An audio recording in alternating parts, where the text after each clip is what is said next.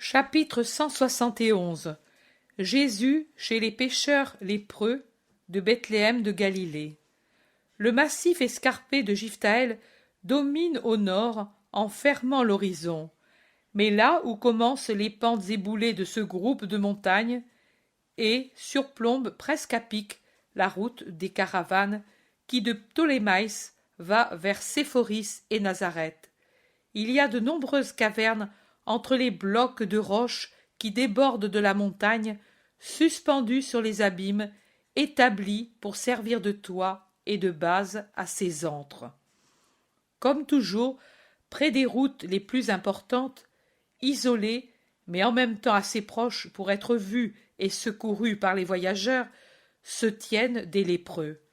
Une petite colonie de lépreux qui jettent leurs cris d'avertissement et d'appel en voyant Jésus passer avec Jean et Abel. Abel lève son visage vers eux en disant « Celui-ci est celui dont je vous ai parlé, je le conduis aux deux que vous savez. N'avez-vous rien à demander au fils de David ?» Ce que nous demandons à tout le monde, du pain, de l'eau, pour nous rassasier pendant que passent les pèlerins. Après, en hiver, c'est la faim.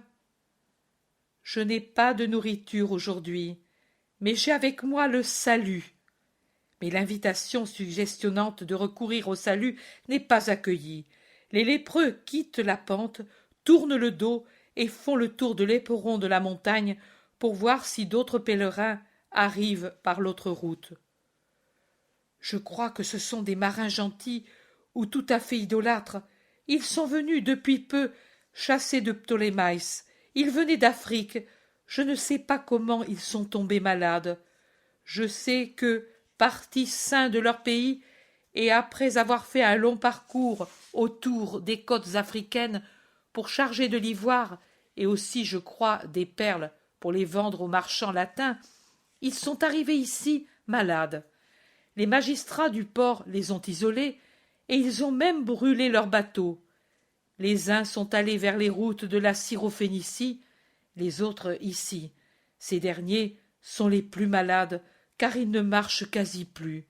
Mais ils ont l'âme encore plus malade. J'ai essayé de leur donner un peu de foi. Ils ne demandent que de la nourriture. Dans les conversions, il faut avoir de la constance. Ce qui ne réussit pas en une année réussit en 2 ou davantage. Il faut insister pour leur parler de Dieu, même s'ils ressemblent aux rochers qui les abritent. Je fais mal de penser à leur nourriture. Je m'étais mis à leur apporter toujours de la nourriture avant le sabbat, car pendant le sabbat, les Hébreux ne voyagent pas, et personne ne pense à eux. Tu as bien fait. Tu l'as dit, ce sont des païens, par conséquent plus soucieux de la chair et du sang que de l'âme. L'affectueux souci que tu as de leur faim éveille leur affection envers l'inconnu qui pense à eux, et quand ils t'aimeront, ils t'écouteront même si tu parles d'autre chose que de la nourriture. L'amour dispose toujours à suivre celui que l'on a appris à aimer. Ils te suivront un jour sur les chemins de l'esprit. Les œuvres de miséricorde corporelle aplanissent le chemin pour celles spirituelles, et elles le rendent tellement libre et aplani que l'entrée de Dieu en un homme, préparé de cette manière à la divine rencontre, arrive à l'insu de l'individu lui-même. Il trouve Dieu en lui-même, et il ne sait pas par où il est entré. Par où? Parfois derrière un sourire, derrière une parole de pitié, derrière un pain, à commencer l'ouverture de la porte d'un cœur fermé à la grâce et à commencer le chemin de Dieu pour entrer dans ce cœur. Les âmes, c'est ce qu'il y a de plus varié. Aucune matière, et elles sont si nombreuses, les matières qui existent sur la terre, n'est aussi variée dans ses aspects que le sont les âmes dans leurs tendances et leurs réactions. Voyez-vous ce térébinthe puissant? il est au milieu de tout un bois d'arbres qui lui ressemble, étant de la même espèce. Combien il y en a-t-il? Des centaines et des centaines, 1000 peut-être, peut-être davantage. Ils couvrent ce flanc abrupt de la montagne, écrasant de leur parfum âpre et salutaire de résine toutes les autres odeurs de la vallée et de la montagne. Mais, regardez, il y en a 1000 et plus, et il n'y en a pas un qui, pour la grosseur, la hauteur, la puissance, l'inclinaison, la disposition, soit pareil à un autre, si on observe bien. L'un est droit comme une lame, d'autres tournés vers le nord, le midi, l'orient ou l'occident. L'un a poussé en pleine terre, un autre sur une saillie dont on ne sait comment elle peut le porter, et comment lui peut tenir ainsi suspendu dans le vide, formant presque un pont avec l'autre versant, élevé au-dessus de ce torrent, maintenant à sec, mais si tourbillonnant aux époques de pluie. L'un est tordu comme si un homme cruel l'avait accablé alors qu'il était un arbuste encore tendre.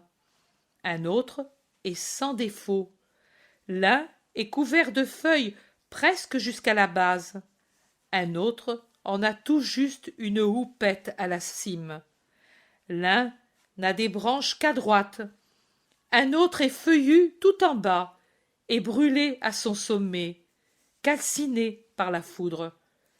Tel autre, qui est mort, revit dans un surgeon obstiné, unique, qui a poussé presque à la racine, recueillant le reste de sève qui ne montait plus au sommet.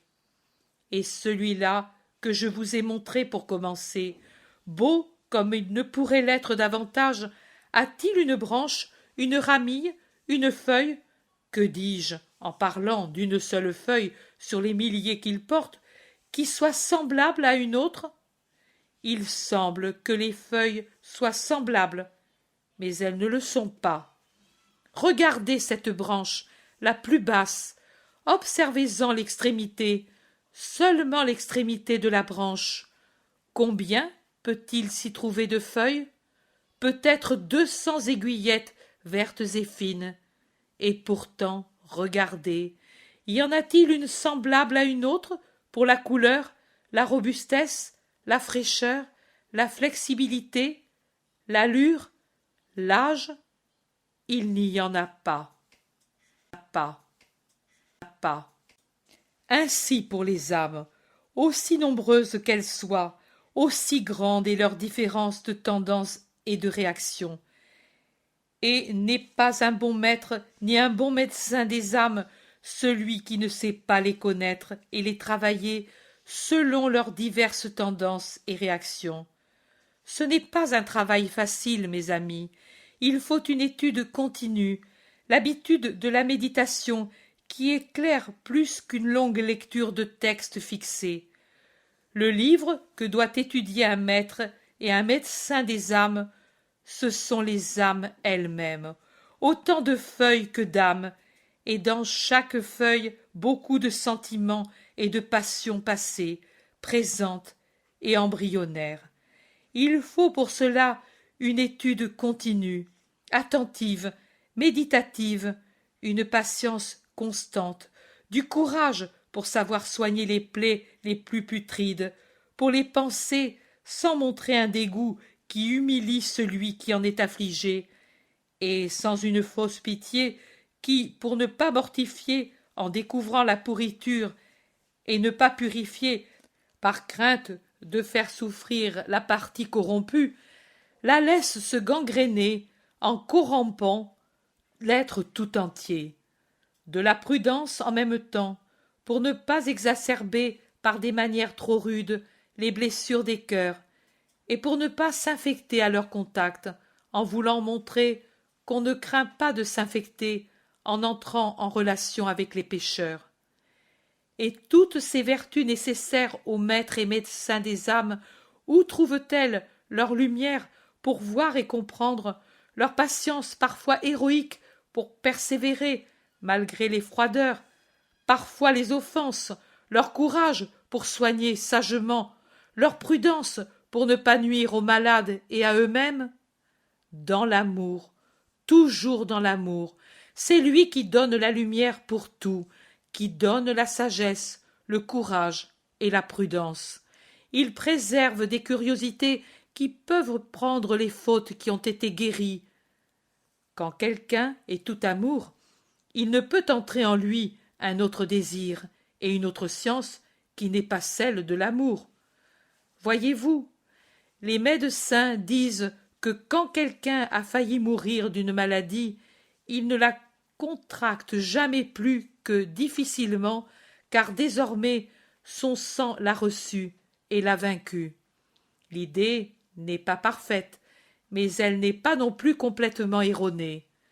Mais l'amour, qui est santé au lieu d'être maladie, fait ce que disent les médecins, et pour toutes les passions qui ne sont pas bonnes. Celui qui aime fortement Dieu et ses frères ne fait rien qui puisse causer de la douleur à Dieu et à ses frères, pour cela même en approchant des malades de l'esprit, et en ayant connaissance des choses que jusque-là l'amour avait tenues cachées. Il ne se corrompt pas, car il reste fidèle à l'amour, et le péché n'entre pas. Que voulez-vous que soient les sens pour quelqu'un qui a vaincu les sens par la charité? Les richesses pour celui qui trouve tout son trésor dans l'amour de Dieu et des âmes? La gourmandise, l'avarice, l'incrédulité, la paresse, l'orgueil, pour celui qui ne désire que Dieu, pour celui qui se donne lui-même, jusqu'à lui-même, pour servir Dieu, pour celui qui, dans sa foi, trouve tout son bien, pour celui qu'aiguillonne la flamme toujours active de la charité et qui travaille inlassablement pour procurer de la joie à Dieu, pour celui qui connaît Dieu. L'aimer, c'est le connaître, et ne peut plus s'enorgueillir parce qu'il sait ce qu'il est par rapport à Dieu. Un jour, vous serez prêtres de mon Église, vous serez donc les médecins et les maîtres de l'esprit. Rappelez-vous ces paroles que je vous dis. Ce ne sera pas le nom que vous porterez, ni votre habit, ni les fonctions que vous exercerez, qui vous feront prêtres, c'est-à-dire ministres du Christ, maîtres et médecins des âmes, mais ce sera l'amour que vous posséderez qui vous fera tel. Il vous donnera tout ce qu'il faut pour l'être, et les âmes, toutes différentes entre elles, arriveront à une unique ressemblance, celle du Père, si vous savez les travailler avec l'amour. Jean dit: Oh, quelle belle leçon, maître! Mais nous, arriverons-nous jamais à être ainsi? Ajoute Abel. Jésus regarde l'un et l'autre, puis il passe un bras au cou des deux et les attire à lui, l'un à droite, l'autre à gauche, et il dépose un baiser sur les cheveux en disant: Vous y arriverez, car vous avez compris l'amour. Il marche encore pendant quelque temps, de plus en plus difficilement à cause des difficultés du chemin taillé presque au bord de la montagne. Au-dessous, tout au loin, il y a une route sur laquelle on voit cheminer les gens. Abel dit: Arrêtons-nous là, maître, là-bas, tu vois, de cette plate-forme rocheuse, les deux descendent avec une corde un panier aux passants, et au-delà de cette plate-forme se trouve leur grotte. Maintenant, je les appelle.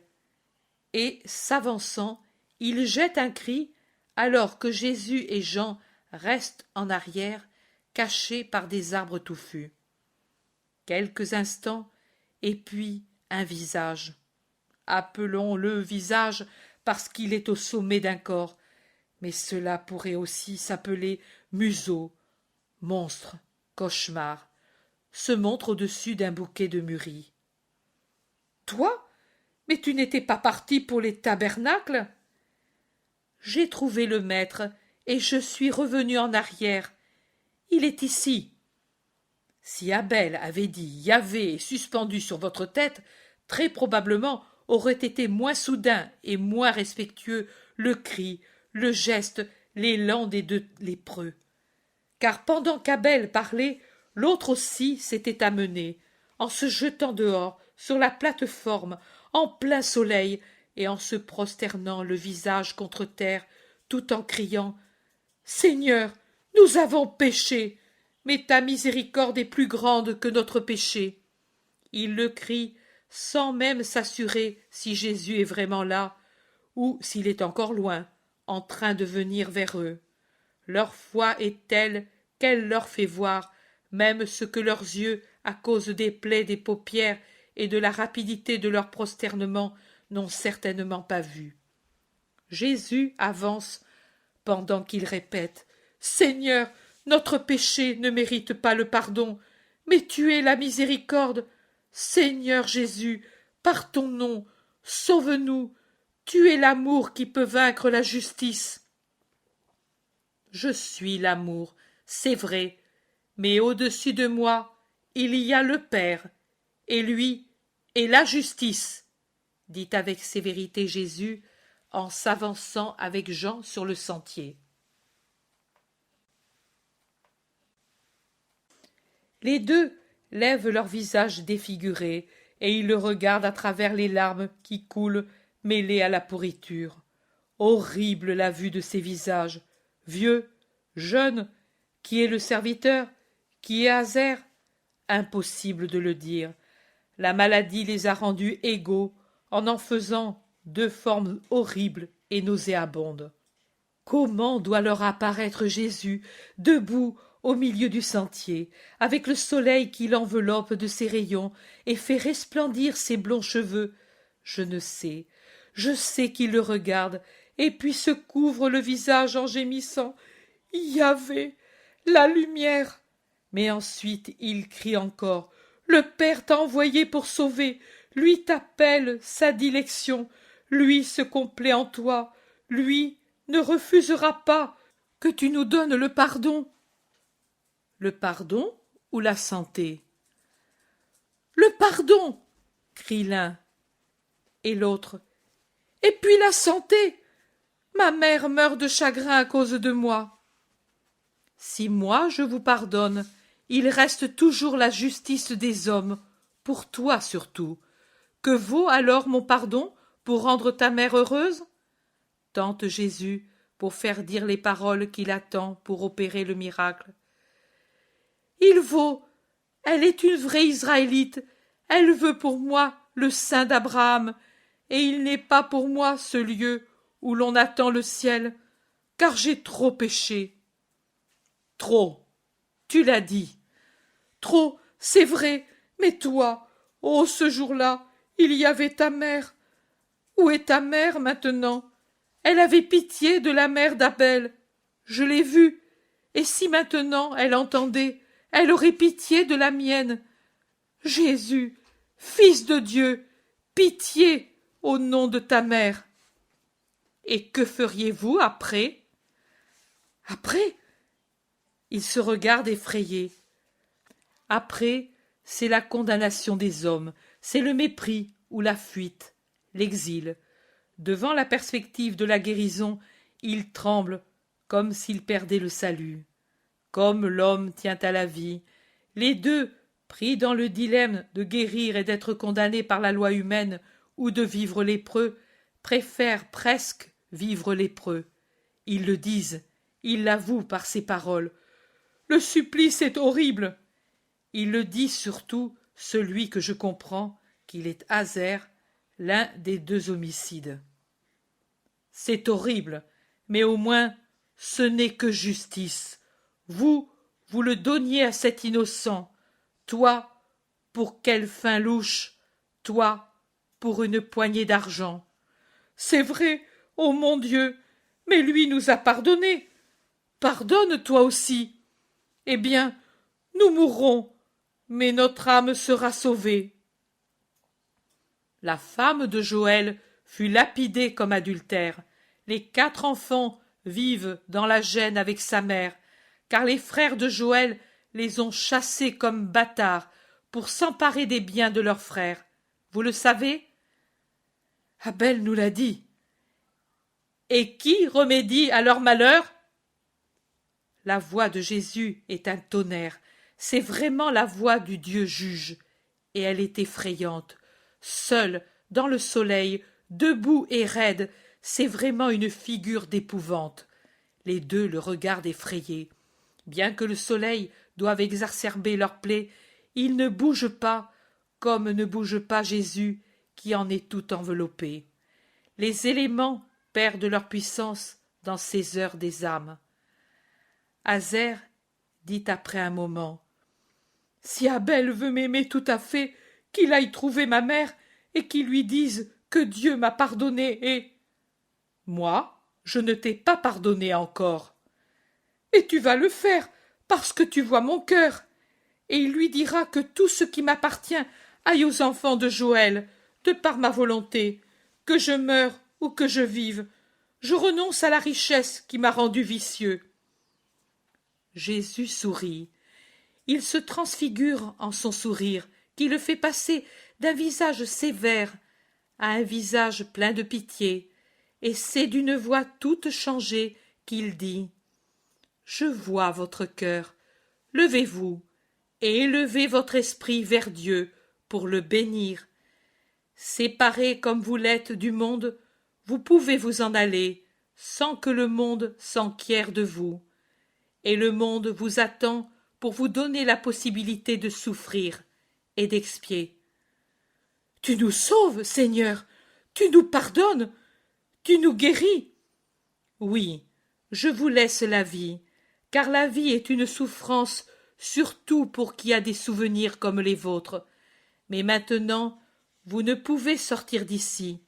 Abel doit venir avec moi. Il doit aller comme tous les Hébreux à Jérusalem. Attendez son retour. Il coïncidera avec votre guérison.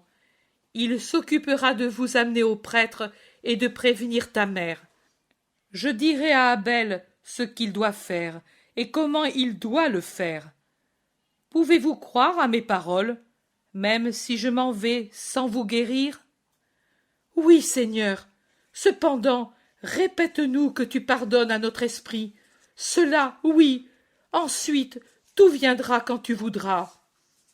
Je vous pardonne. Renaissez avec un esprit nouveau et ayez la volonté de ne plus pécher. Souvenez-vous qu'en plus de vous abstenir du péché, vous devez accomplir des actes de justice destinés à annuler complètement votre dette aux yeux de Dieu, et que par conséquent, votre pénitence doit être continue parce que grande, bien grande est votre dette. Les tiennes en particulier concernent tous les commandements du Seigneur. Pense-y, et tu verras qu'il n'en faut exclure aucun. Tu as oublié Dieu, tu as fait de tes sens ton idole, tu as fait des jours de fête des délires d'oisiveté, tu as offensé et déshonoré ta mère, tu as contribué au meurtre et à la volonté du meurtre, tu as volé l'existence et as voulu voler un fils à sa mère, et tu as privé 4 enfants de père et de mère. Tu as été luxurieux, tu as fait de faux témoignages, tu as désiré impudiquement la femme qui était fidèle à son époux défunt. Tu as désiré ce qui appartenait à Abel, au point de vouloir supprimer Abel pour t'emparer de ses biens. Azer gémit à chaque affirmation. C'est vrai, c'est vrai.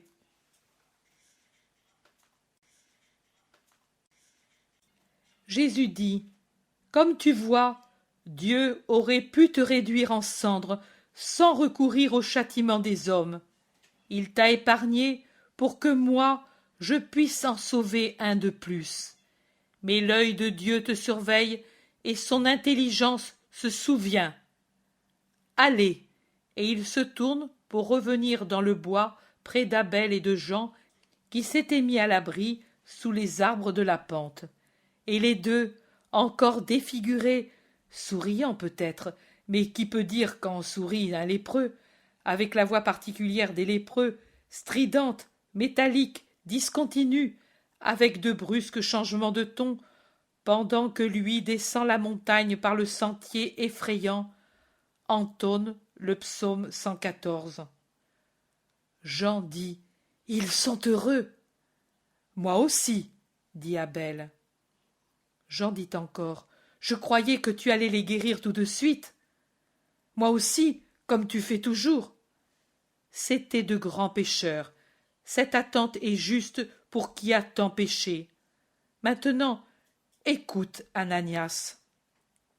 Je m'appelle Abel, Seigneur, dit le jeune homme étonné, et il regarde Jésus comme pour se demander pourquoi se trompe-t-il. Jésus sourit. Pour moi, tu es Ananias, car vraiment tu sembles né de la bonté du Seigneur. Sois-le de plus en plus, et écoute. Au retour des tabernacles, tu iras dans ta ville pour dire à la mère d'Azer de faire ce que veut son fils, et le plus rapidement possible, en donnant pour réparer tout sauf un dixième. Et cela par pitié pour la vieille mère qui, avec toi, quittera Bethléem de Galilée et ira à Ptolémaïs rejoindre son fils qui, avec toi, la rejoindra avec son compagnon.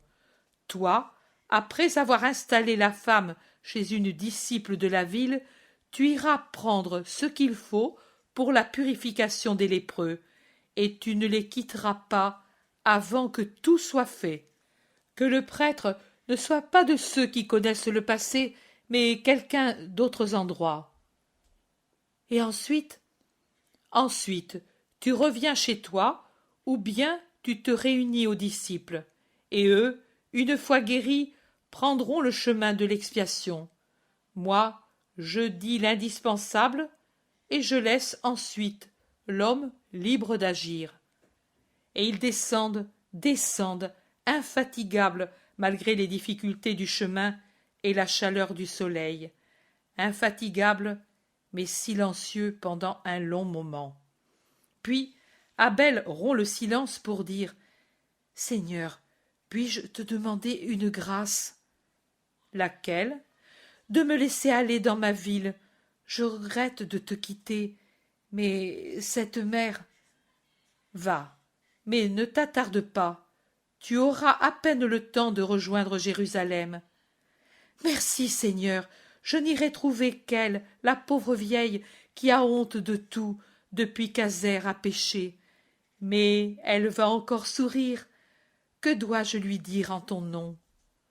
Que ses larmes et ses prières ont obtenu grâce, et que Dieu l'engage à espérer de plus en plus, et la bénit. Mais avant de nous quitter, faisons la pause pendant 1 heure, pas plus. Ce n'est pas le moment de s'arrêter. Et puis, tu iras de ton côté, Jean et moi du nôtre, et par des raccourcis. Et toi, Jean, tu iras en avant, chez ma mère. Tu lui porteras ce sac avec les vêtements de lin, et tu viendras avec ceux de laine. Tu iras lui dire que je veux la voir, et que je l'attends dans le bois de Matthathias, celui de l'épouse. Tu le connais. Ne parle qu'avec elle, et reviens vite. Je sais où est le bois. Et toi, seul, tu restes seul ? Je reste avec mon père. Ne crains pas, dit Jésus en levant la main et en la mettant sur la tête du disciple préféré assis sur l'herbe à côté de lui, et lui sourit en disant « Mais nous devrons y être au soir. » Jean dit « Maître, quand je dois te faire plaisir, je ne sens pas la fatigue, tu le sais, et aller chez la mère, c'est comme si les anges me portaient, et puis ce n'est pas très loin. » Ce n'est jamais loin ce que l'on fait avec joie, mais tu passeras la nuit à Nazareth. Et toi ? Et moi, je resterai avec mon père, après avoir été avec ma mère un peu. Et puis je me mettrai en route à l'aube pour prendre la route du Tabor sans entrer à Nazareth. Tu sais, que je dois être à Jezraël à l'aurore d'après-demain. » »« Tu seras très fatigué. Maître, tu l'es déjà. » »« Nous aurons le temps de nous reposer pendant l'hiver. Ne crains pas, et n'espère pas pouvoir, en toute paix comme ici, évangéliser toujours. Nous connaîtrons beaucoup d'arrêts. » Jésus baisse la tête, pensif, en grignotant son pain, pour tenir compagnie aux deux qui, jeunes et heureux d'être avec le Maître, mangent de bon appétit plutôt que par désir de manger. C'est au point qu'il oublie de le faire et s'absorbe dans un de ces silences que les deux respectent en se taisant, en reposant à l'ombre de la montagne, les pieds nus pour chercher la fraîcheur sur l'herbe qui a poussé au pied des troncs puissants. Et il somnolerait même, mais Jésus lève la tête et dit : « Allons, au carrefour, nous nous quitterons. » Et après avoir lacé de nouveau leurs sandales, ils se mettent en route. L'ombre du bois et le vent qui vient du nord les aident à supporter la lourdeur de l'heure encore chaude, bien qu'elle ne soit plus torride comme dans les mois de plein été. Chapitre 172. Jésus et sa mère dans le bois de Mattathias. Jésus est seul sur un plateau un peu en forme de cuvette qui, par une légère ondulation, pourtant continue, monte par le versant des collines qui entourent certainement le lac de Galilée, car je le vois en bas, à droite, qui assombrit son azur splendide à cause de l'arrivée du coucher du soleil qui enlève à une grande partie du lac la fulguration des rayons solaires. En arrière de la cuvette, au nord, la montagne d'Arbela, et, au-delà, plus élevée, celle d'au-delà du lac où s'élèvent Méhéron et Giscala, et au nord-est, lointain mais puissant et royal, le grand Hermon, dont le soleil à son coucher frappe bizarrement son pic le plus élevé, en le faisant d'un topaze rose à l'Occident, et en lui laissant sa couleur opaline qui tend à cette indéfinissable nuance d'un azur neigeux que j'ai vu quelquefois sur les cimes de nos Alpes de la frontière. Je regarde vers le nord, et c'est ce que je vois, comme je vois sans difficulté, à droite, tout en bas, le lac à gauche, et plus élevé, les collines qui empêchent de voir la plaine de la côte. Mais si je me tourne vers le midi, je vois le Tabor, au-delà des collines en pente douce, qui sont certainement celles qui entourent Nazareth. Il y a une petite ville, tout en bas, près d'une route de grande circulation, où les gens se hâtent pour gagner les lieux de repos entre les étapes. Jésus ne regarde rien de ce que moi je regarde. Il cherche seulement un endroit pour s'asseoir et le choisit au pied d'un énorme chêne vert dont le feuillage a protégé de la canicule l'herbe du sol, et qui est encore fraîche et touffue, comme si la chaleur n'était pas passée en brûlant tout. Jésus se trouve ainsi à voir en face de lui le lac, à côté de lui le sentier parmi les arbres par lequel il est monté, et de l'autre côté les ondulations qui entourent au nord la cuvette de prés et de bois où il se trouve, et qui est toute verte grâce aux chênes verts et à d'autres arbres au feuillage persistant que l'automne ne touche pas. Ça et là seulement, on y voit une tache rouge sang, c'est celle d'une feuille qui change de couleur avant de tomber pour céder la place à une feuille naissante qui naît déjà tout près de celle qui meurt. Jésus, très fatigué, s'appuie contre le tronc puissant, et il reste un moment les yeux clos, comme pour se reposer. Mais ensuite il prend sa pose habituelle, en se séparant du tronc, penché un peu en avant, les coudes sur les genoux, les avant-bras en avant, les mains jointes, les doigts entrelacés. Et il pense, il prie certainement. De temps à autre, à cause de quelque bruit qui lui arrive, oiseaux qui se battent en cherchant une place pour la nuit, quelque animal dans l'herbe qui fait tomber une pierre le long de la pente, une branche qui en heurte une autre par suite d'un coup de vent, Il lève les yeux, et d'un regard pensif, qui sûrement ne voit pas, il les tourne dans la direction du bruit, surtout si c'est dans la direction du sentier qui monte à travers les chênes verts. Puis il baisse de nouveau les yeux pour se concentrer en lui-même. Par deux fois, il regarde avec attention le lac qui est déjà dans l'ombre, et puis il tourne la tête pour regarder vers l'Occident où le soleil est disparu derrière les collines boisées. Et la seconde fois, il se lève et va vraiment sur le sentier pour regarder s'il monte quelqu'un, puis il retourne à sa place. Enfin, voilà un bruit de pas et deux figures qui pointent, Marie, vêtue de bleu foncé, et Jean, chargé de sacs. Et Jean crie deux fois « Maître !» Et dès que Jésus se tourne, il ajoute « Voilà ta mère !» Et il l'aide à franchir un petit ruisseau et des cailloux mis sur le sentier dans le but de le consolider et de le rendre pratique pour la montée ou la descente. En réalité, avec le résultat d'en faire de vrais pièges pour les pieds à demi chaussés. Jésus se lève immédiatement pour aller à la rencontre de sa mère, et il l'aide avec Jean à monter la masse éboulée qui devrait retenir le plateau, mais en réalité, seules les racines des chênes remplissent cette charge.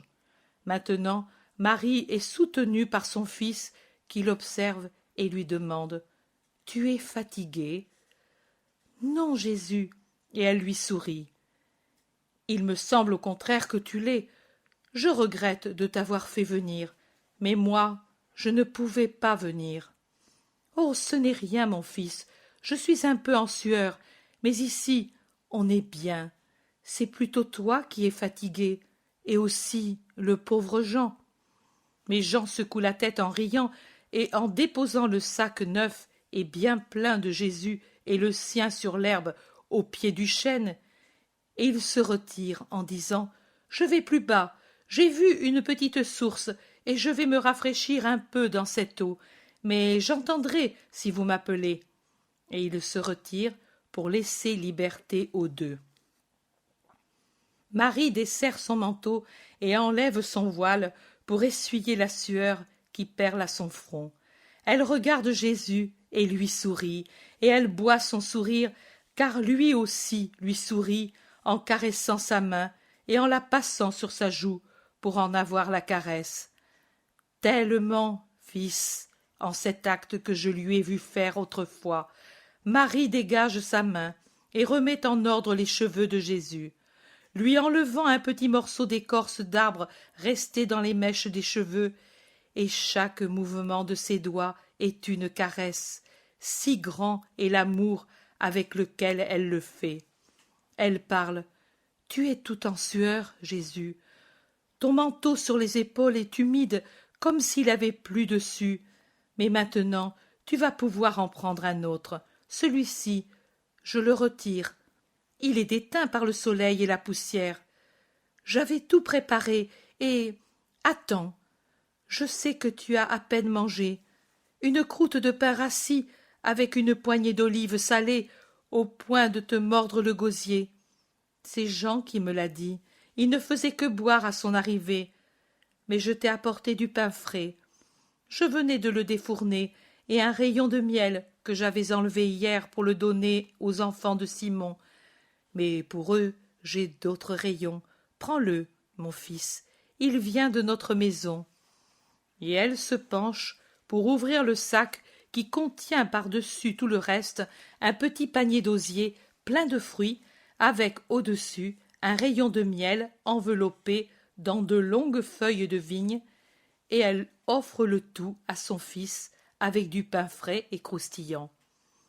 Et pendant que Jésus mange, elle tire du sac les vêtements qu'elle a préparés pour les mois d'hiver, solides, chauds, capables d'abriter du froid et de l'eau, et elle les montre à Jésus qui lui dit « Que de travail, maman! J'avais encore ceux de l'hiver dernier. » Les hommes, quand ils sont loin de leurs femmes, doivent tout renouveler, afin de ne rien avoir à réparer pour être impeccables. Mais je n'ai rien gaspillé. Le manteau que j'ai, c'est le tien que j'ai raccourci et reteint. Pour moi, Il va encore bien, mais pour toi, il n'allait plus. Tu es Jésus. Dire ce qu'il y a dans cette phrase, c'est impossible. Tu es Jésus.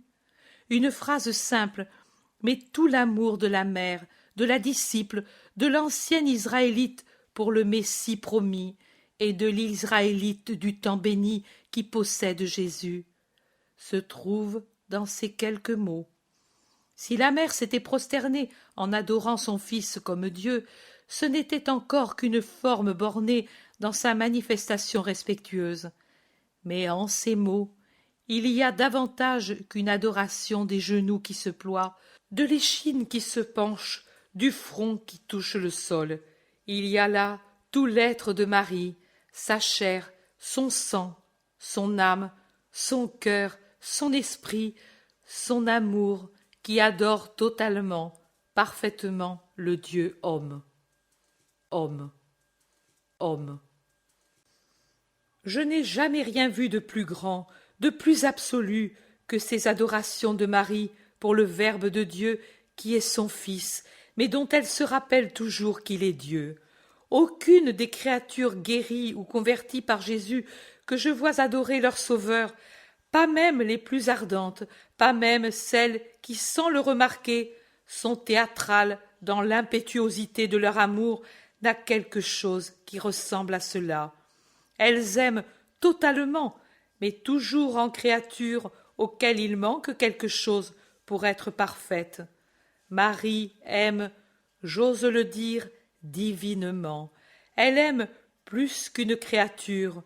Oh, elle est vraiment la fille de Dieu, exempte de faute.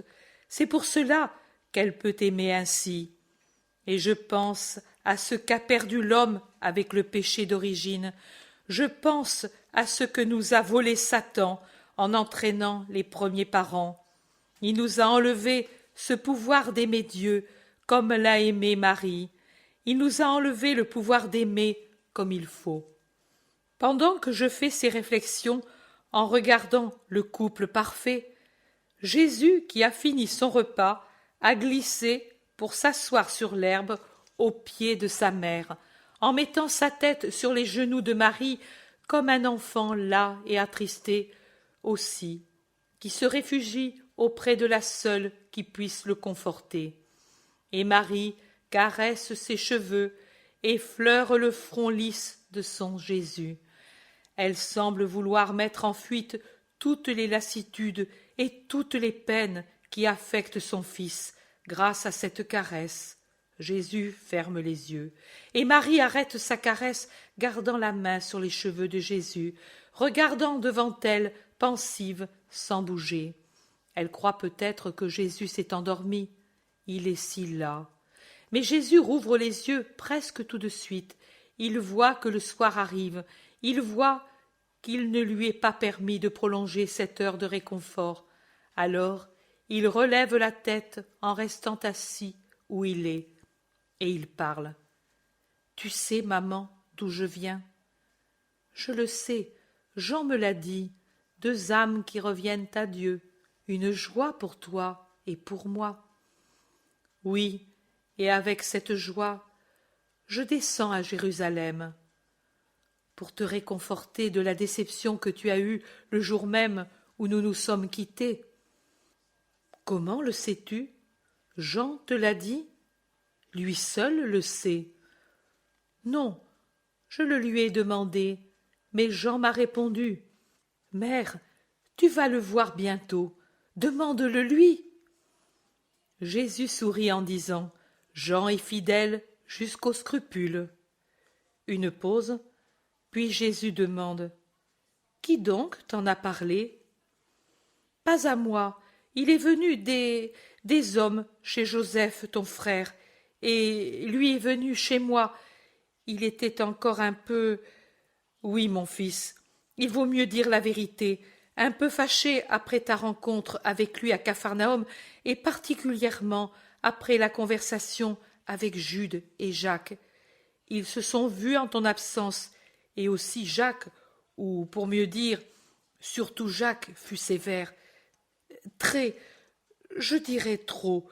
Cependant l'Éternel, toujours bon, a tiré un bien de ce léger désaccord, certainement parce que c'était un désaccord venu de deux sources d'amour, différentes c'est vrai, mais c'est toujours de l'amour, imparfaites c'est vrai, car si elles avaient été parfaites, au moins chez l'un des deux, il n'aurait pas provoqué la colère. Parler de colère, c'est peut-être un peu trop fort pour donner un nom à l'état d'âme de Jacques, mais certainement, lui, fut sévère, très sévère. Tu l'aurais certainement rappelé à la charité. Moi, je ne l'ai pas approuvé, mais j'ai compati, car j'ai compris ce qui rendait si fâché Jacques, qui est toujours patient. On ne peut demander qu'il soit parfait. C'est un homme. Il est encore très homme lui aussi. Oh, il y a encore du chemin à parcourir pour que Jacques arrive à être injuste comme l'était mon Joseph. Lui savait toujours se dominer et être toujours bon. Mais moi, je divague, je parlais de l'amour imparfait des deux pour toi. En effet, il t'aime, oh, tellement.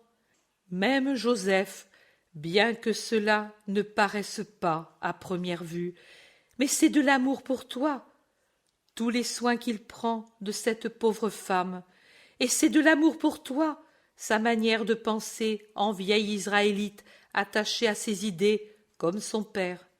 Que ne donnerait-il pas pour te voir aimé de tous, à sa façon sûrement. Mais pour venir au fait, je dois te dire que Joseph, auquel n'a pas fait de mal l'attitude tranchante de Jacques, s'est mis à venir chez moi chaque jour. Et sais-tu pourquoi? Pour que je lui explique les Écritures. Comme toi et ton fils, vous les comprenez, m'a-t-il dit. Expliquer les Écritures à la lumière de la vérité, c'est difficile quand celui qui écoute est un Joseph d'Alphée, c'est-à-dire quelqu'un qui croit fermement au règne temporel du Messie, à sa naissance royale et à tant d'autres choses. Mais pour lui faire accepter l'idée que le roi d'Israël doit être de souche royale, descendant de David, oui, mais qu'il n'est pas nécessaire qu'il soit né dans un palais royal, son orgueil lui-même m'a servi. Lui, oh, comme il tient à être de la race de David, je lui ai dit doucement tant de choses, et cette idée, je l'ai redressée en lui. Il admet maintenant, conformément aux prophéties, que tu es celui qu'elles ont annoncé. Mais je n'aurais pas réussi, oh non, je n'aurais pas réussi à le convaincre que toi, que ta vraie grandeur, c'est justement le fait d'être le roi de l'esprit, la seule chose qui puisse te rendre le roi universel et éternel, s'il n'était venu à 2 reprises des gens pour le chercher. Les premiers, ceux de Capharnaüm, et d'autres avec eux, après l'avoir de nouveau séduit par des promesses éblouissantes de grandeur pour toute la maison. Le voyant moins disposé à céder en leur faveur, ils prétendaient qu'il te force et me force à te faire accepter une couronne. Ils se sont trahis en passant à des menaces, les habituelles menaces voilées dont ils se servent, couteaux tranchants, enveloppés de laine soyeuse pour les faire paraître inoffensifs. Et Joseph a réagi en leur disant « Je suis le plus âgé, mais lui est majeur, et dans notre famille, il ne me semble pas qu'il y ait jamais eu des sots ou des fous. Comme il est majeur depuis déjà 4 lustres, lui sait ce qu'il fait. Allez donc l'interroger, et s'il lui refuse, laissez-le tranquille. Il est responsable de ses actes. » Mais ensuite, et précisément la veille du sabbat, il est venu de tes disciples.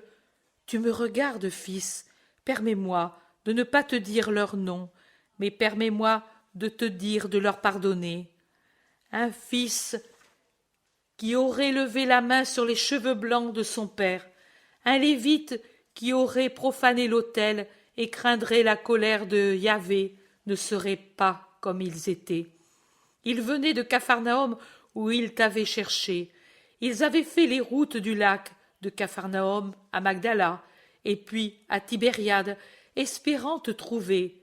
Et ils s'étaient rencontrés avec Hermas et Étienne qui descendaient avec d'autres à Jérusalem, après avoir été quelques jours les hôtes de Gamaliel.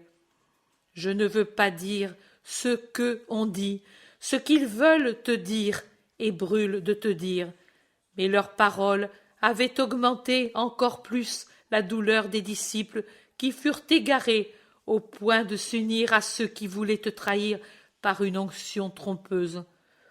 Quand ils sont venus, Joseph était chez moi, et cela tombait bien. Oh, Joseph n'est pas encore arrivé à la lumière, mais il en est déjà à la naissance de son aurore. Joseph a compris le piège, et il t'aime maintenant beaucoup, notre Joseph. Il t'aime, je n'ose pas dire justement, mais au moins comme un aîné qui souffre de ta souffrance, qui veille sur ta sauvegarde, qui connaît tes ennemis.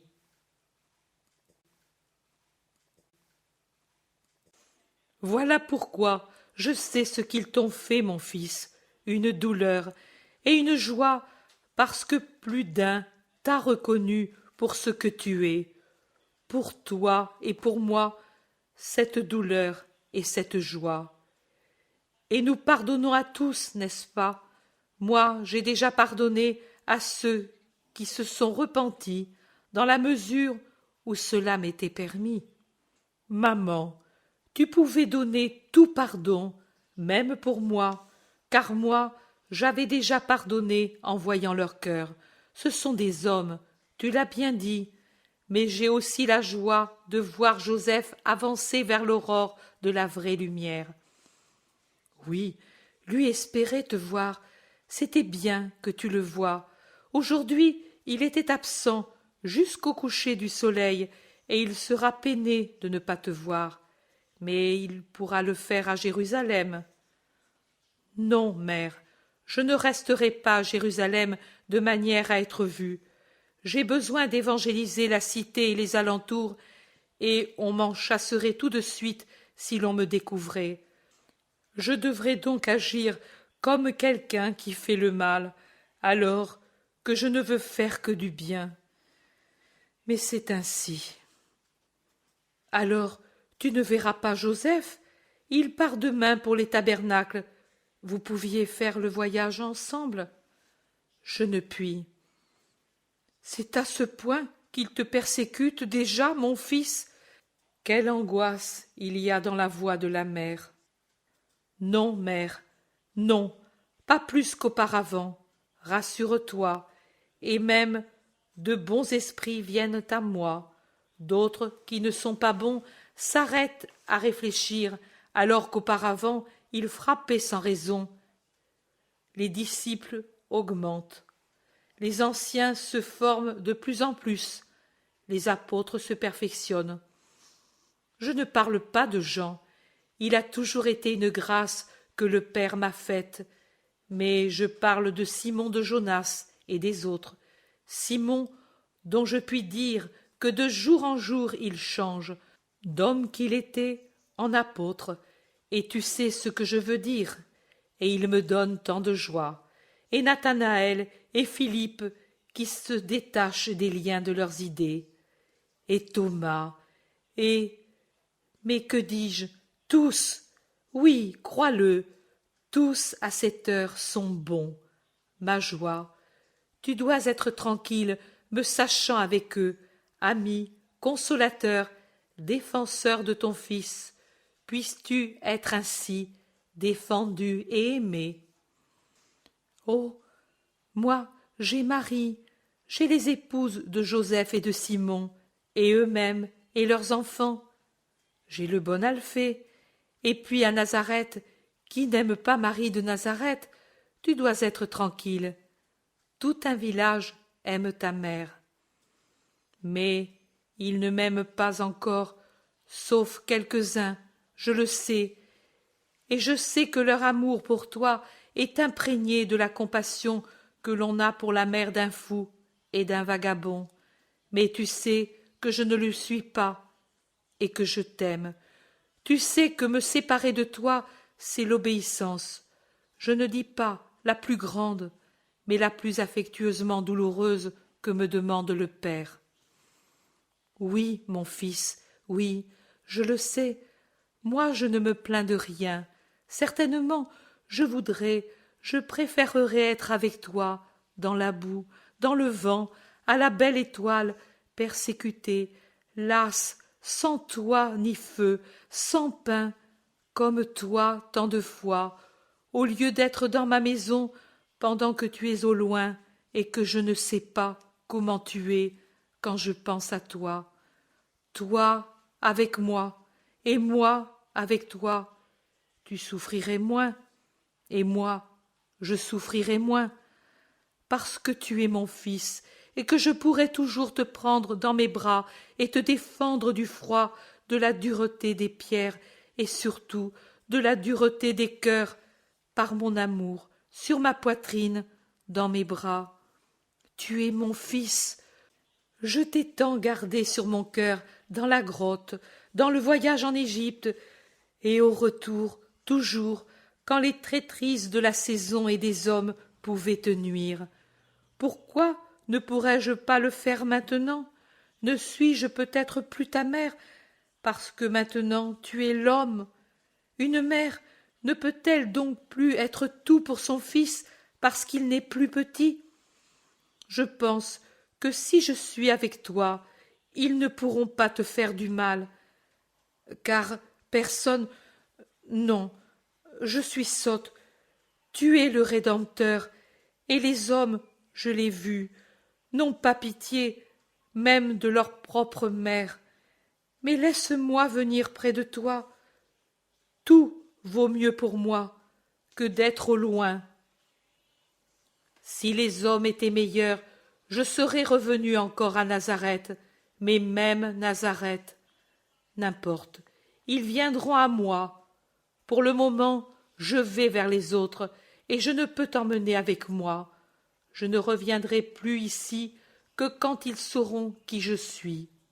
Maintenant, je vais en Judée, je monte au temple, puis je resterai dans ces contrées, je parcourrai encore une fois la Samarie, je travaillerai là où il y a le plus à faire. Aussi, ô mère, je te conseille de te préparer à me rejoindre au début du printemps et de t'établir près de Jérusalem. Nous nous verrons plus facilement. Je remonterai jusqu'à la Décapole encore quelquefois, et nous nous verrons encore. Je l'espère, mais je resterai généralement en Judée. Jérusalem est la brebis qui a le plus besoin de soins, car en vérité elle est plus têtue qu'un vieux mouton et plus querelleuse qu'un bouc sauvage. Je vais y répandre la parole comme une rosée qui ne se lasse pas de tomber sur son aridité. Jésus se lève, s'arrête, regarde sa mère qui le fixe attentivement. Il ouvre la bouche, puis il secoue la tête en disant « Il y a encore cela à dire avant la dernière chose. Mère, si Joseph veut me parler, qu'il soit vers l'aube d'après-demain sur la route qui de Nazareth va à Jezraël par le Tabor.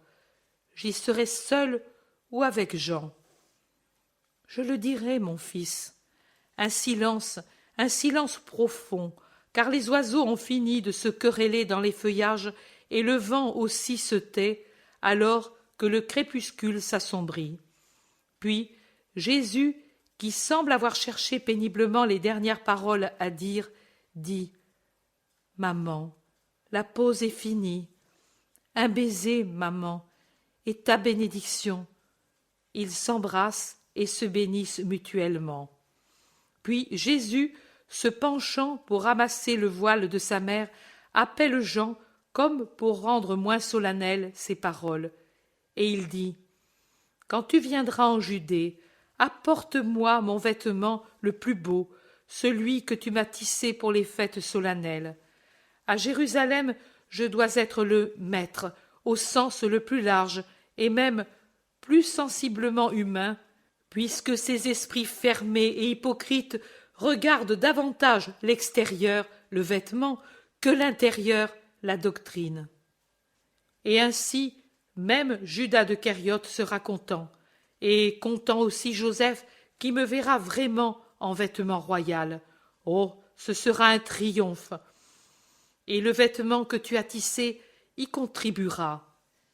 Et il sourit en hochant la tête pour atténuer la vérité cruelle que cachent ces paroles. Mais Marie ne s'y trompe pas. Elle se lève et s'appuie au bras de Jésus en s'écriant « Fils !» avec un déchirement qui me fait souffrir. Jésus la serre sur son cœur et elle pleure sur ce cœur. « Maman, j'ai voulu te parler en cette heure de paix pour ceci. Je te confie mon secret et ce que j'ai de plus cher ici-bas. Aucun des disciples ne sait que nous ne reviendrons plus de ce côté, que quand tout sera accompli. Mais toi, pour toi, il n'y a pas de secret. Je te l'avais promis, maman. Ne pleure pas. Nous avons encore beaucoup d'heures à rester ensemble. C'est pour cela que je te dis, viens en Judée. De t'avoir près de moi me dédommagera de la fatigue, de la plus difficile évangélisation à ces cœurs durs qui font obstacle à la parole de Dieu. Viens avec les disciples galiléennes, vous me serez si utile. Jean s'occupera de trouver un asile pour toi et pour elle.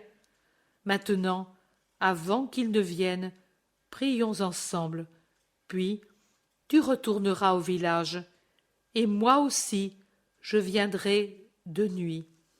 Ils prient ensemble et sont aux derniers mots du pater quand Jean apparaît et dans la pénombre, quand il est proche, voit avec étonnement les traces de larmes sur le visage de Marie, mais il ne dit rien à ce propos. Il salue le maître et lui dit « Je serai à l'aurore, sur la route, hors de Nazareth. Viens, mère. » En dehors du bois, il fait encore clair, et en bas, la route est bien éclairée par les lanternes des chars qui y circulent. Marie embrasse encore Jésus en pleurant dans son voile, et puis, aidée par Jean qui la tient par le coude, elle descend le sentier, et puis en bas, vers la vallée. Jésus reste seul à prier, à réfléchir, à pleurer. Car Jésus pleure en regardant sa mère qui descend. Et puis, il revient où il était avant, et reprend la position qu'il avait, alors que l'ombre et le silence deviennent de plus en plus épais autour de lui.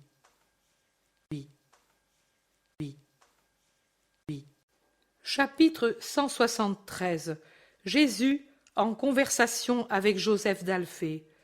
Le soleil se lève à peine sur la nature rendue humide par une averse, tombée depuis peu certainement, parce que la poussière de la route en est encore humectée, sans pourtant avoir fait de la boue. Voilà pourquoi je dis qu'il a plu depuis peu et que cela n'a été qu'une averse. Une première pluie d'automne, l'annonce des pluies de novembre qui changeront les routes de Palestine en un ruban visqueux de boue. Mais celle-ci, légère, favorable aux voyageurs, n'a fait qu'humecter la poussière.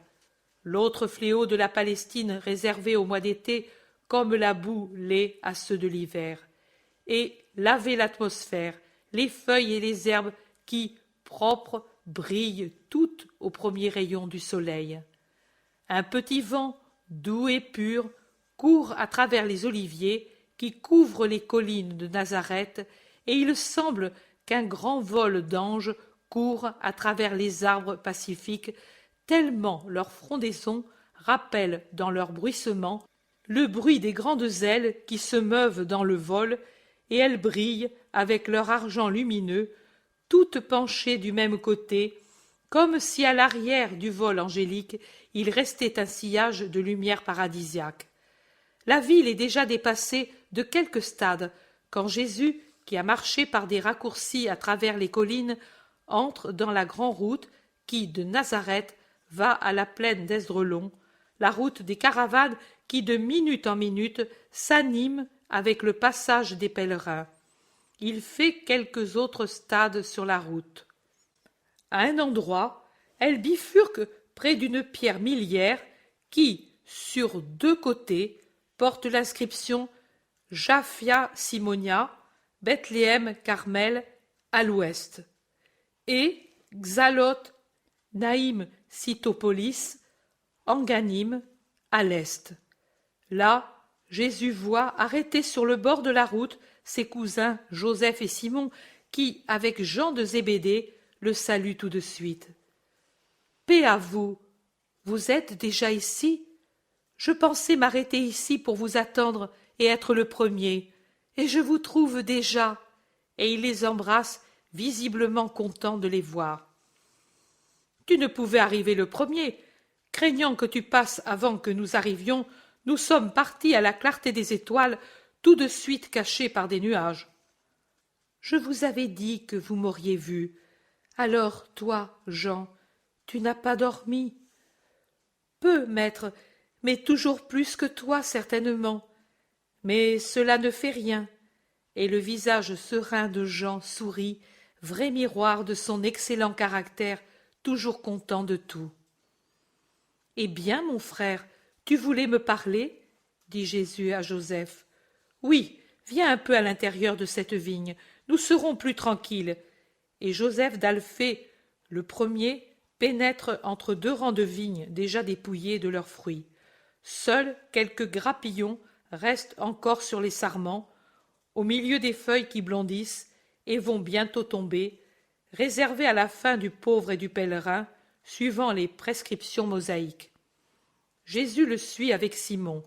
Jean reste sur la route, mais Jésus l'appelle en disant « Tu peux venir, Jean, tu es mon témoin. » « Mais, dit l'apôtre en regardant interdit les deux fils d'Alphée.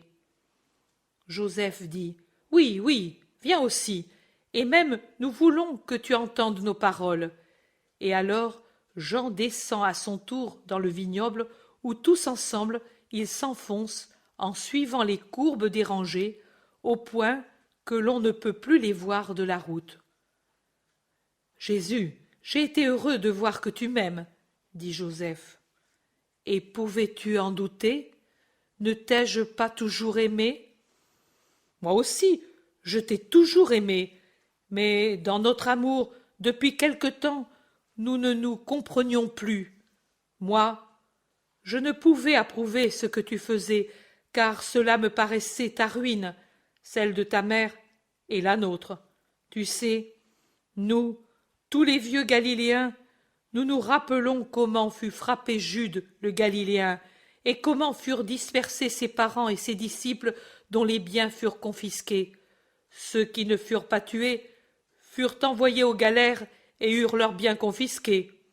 Moi, je ne voulais pas cela pour nous.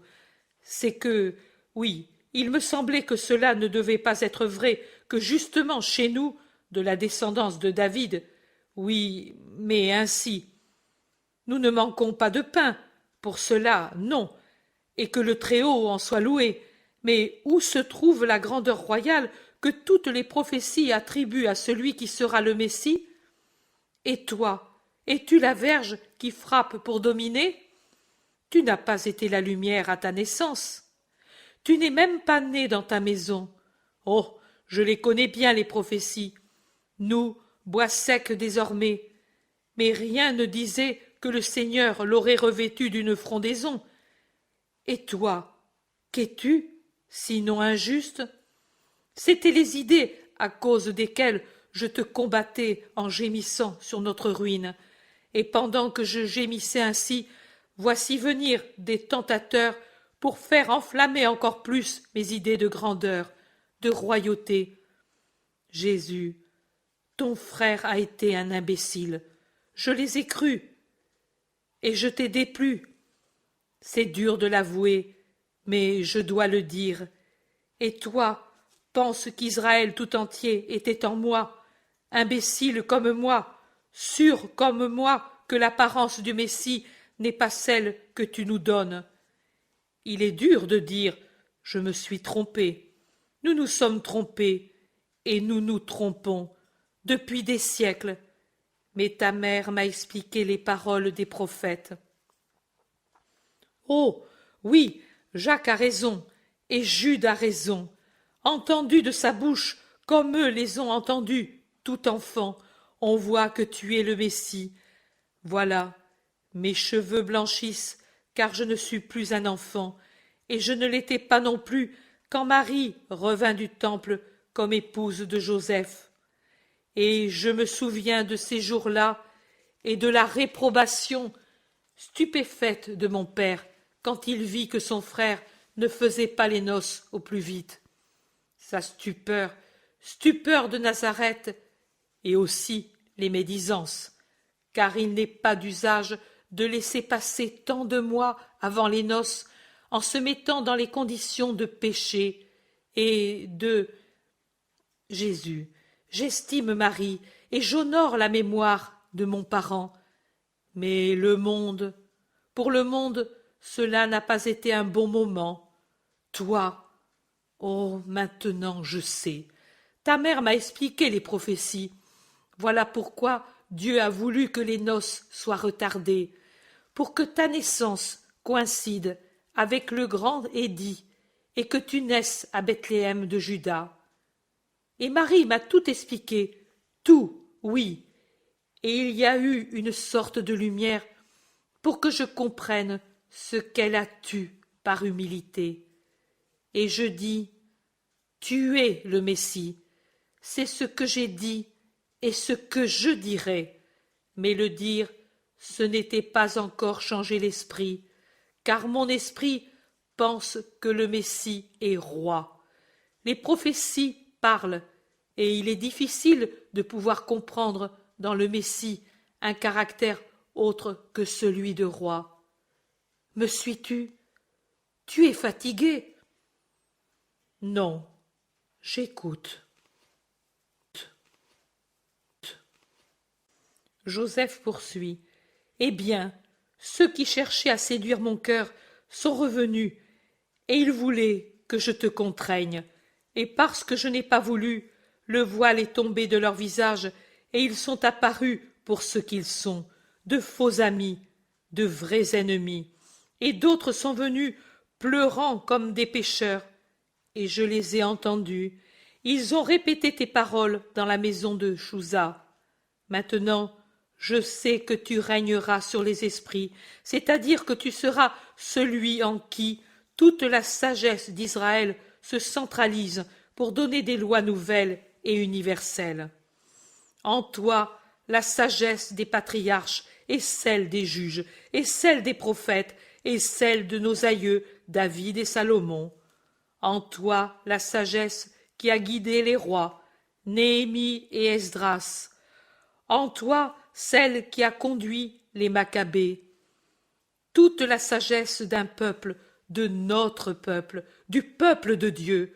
Je comprends que tu donneras au monde tout entier soumis à ton pouvoir tes lois très sages, et c'est vraiment un peuple de saints que sera ton peuple. Mais, mon frère, tu ne peux faire cela tout seul. Moïse, pour bien moins, se choisit des aides, et ce n'était qu'un peuple. Toi, tout le monde, tout entier à tes pieds. Ah, mais pour faire cela, tu dois te faire connaître. Pourquoi ce sourire sur tes lèvres, tout en restant les yeux fermés? Parce que j'écoute et que je me demande, mon frère oublie-t-il qu'il m'a fait des reproches parce que je me faisais connaître, disant que j'aurais nui à toute la famille? Voilà pourquoi je souris, et je pense aussi que depuis 2 ans et 6 mois, je ne fais que me faire connaître. C'est vrai, mais qui te connaît? Des pauvres, des paysans, des pêcheurs et des femmes.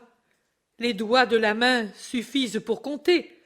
Parmi ceux qui te connaissent, ceux qui ne sont pas des nullités sans valeur. Je dis que tu dois te faire connaître des grands d'Israël, des prêtres, des princes, des prêtres, des anciens, des scribes, des grands rabbins d'Israël, de tous ceux qui sont peu nombreux, mais valent une multitude. C'est eux qui doivent te connaître, eux, ceux qui ne t'aiment pas. Parmi leurs accusations dont maintenant je comprends la fausseté, en ont une de vraie, de juste, celle que tu les négliges.